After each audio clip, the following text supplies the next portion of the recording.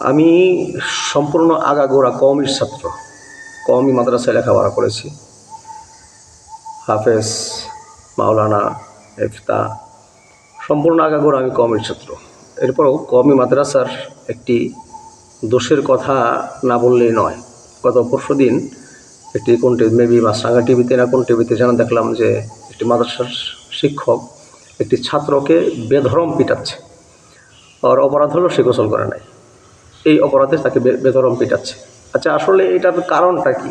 মাঝে মাঝে আমরা সোশ্যাল মিডিয়ায় দেখতে পারি যে মাদ্রাসা শিক্ষকেরা ছাত্রদেরকে ব্যাপক পরিমাণে মারামারি করে, পিটায়।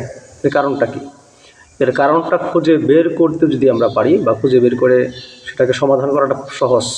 একটু স্যাক্রিফাইস করতে হবে, শুধু জাস্ট একটু স্যাক্রিফাইস। কওমি মাদ্রাসায় পৃথিবীতে কোনো চাকরি নেই যে 7 দিনের 7 দিন ডিউটি এবং 24 ঘন্টা ডিউটি।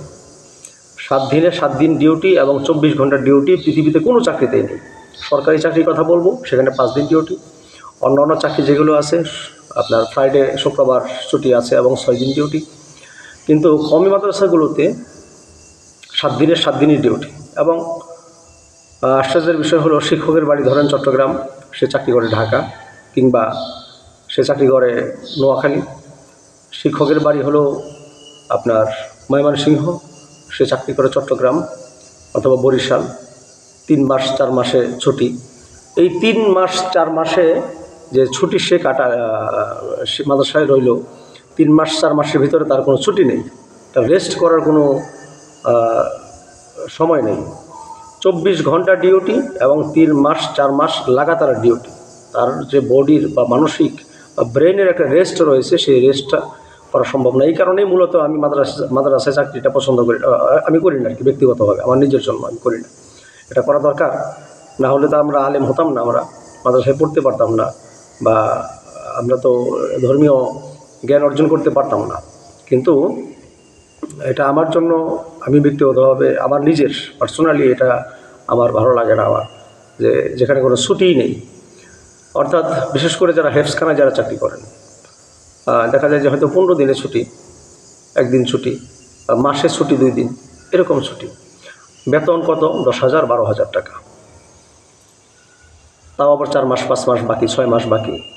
কোন সময় মাহফিল হবে, সেখানে কিছু কালেকশন হবে, সেই টাকা দিয়ে শিক্ষকদের বেতন ক্লিয়ার করা হবে, কিংবা রমজান মাসে ক্লিয়ার করা হবে কিছু। 4 মাস 5 মাস বাকি। এদিকে তার পরিবারের চাপ, পরিবারের টাকা পাঠাতে পারছে না, পরিবারের চাহিদা মিটছে না। অন্যদিকে তার 24 ঘন্টা ডিউটি, ব্রেনের শারীরিক যে প্রেশার, সেই প্রেশারের কারণে তার যে মন মস্তিষ্ক যে ঠিক রাখার বা ঠিক থাকার অবস্থাটা থাকে না।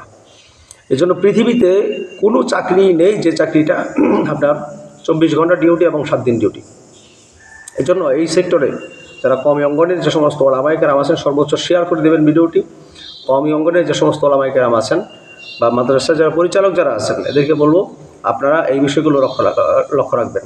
এবং ভবিষ্যতে এই সেক্টরে যারা বড় বড় ওলামায়ে কেরাম যারা আছেন, ওনারা এই বিষয়টি লক্ষ্য রেখে কওমি অঙ্গনে যে সমস্ত ওস্তাদ রয়েছেন, ওস্তাদদের, শিক্ষকদের, টিচারদের ছুটির ব্যাপার, মানসিক শান্তি, শারীরিক একটা রেস্ট, পরিবারের সাথে সাক্ষাৎ করা, এগুলো যদি হয় তাহলে তাদের মাথাটা আর নষ্ট হবে না। এমনিতেই তো বাচ্চাদেরকে লেখাপড়া করানোর ক্ষেত্রে ব্যাপক পেরেশানি, কারণ এক একজন বাচ্চা এক এক ধরনের দুষ্টামি করবে, চিল্লাফাল্লা করবে, কথা বলবে, ঝামেলা করবে। তো এগুলো সামলানোর একটা বিশাল ঝামেলা। আর পাশাপাশি আপনার বাচ্চারা, শিক্ষকদেরকে যদি এর ভিতরেও যদি একটু রেস্ট দেওয়া যায়, কমসে কম সপ্তাহে 1 দিন বা 2 দিন যদি ছুটি দেওয়া যায়, এটা যদি সম্ভব হয়, তাহলে সেক্ষেত্রে এদের মানসিক অবস্থা বা শারীরিক অবস্থা, শারীরিক রেস্ট, মানসিক পেরেশানি দূর হবে, শারীরিক রেস্ট হবে, পরিবারের সাথে দেখা সাক্ষাৎ হবে। 3-4 মাস 5 মাস তার সন্তান বা স্ত্রী বা বাবা মার সাথে দেখা সাক্ষাৎই হয় না। একে তো বেতন, 1 নম্বরে বেতন বাকি, 2 নম্বরে হলো বেতন কম, 3 নম্বরে তার রেস্ট নেই, 4 নম্বরে তার পরিবারের সাথে দেখা সাক্ষাৎ নেই, নানান, এরপরে 24 ঘন্টা ডিউটি, নানান ধরনের চাপে থেকে তার শরীরে কুলায় না।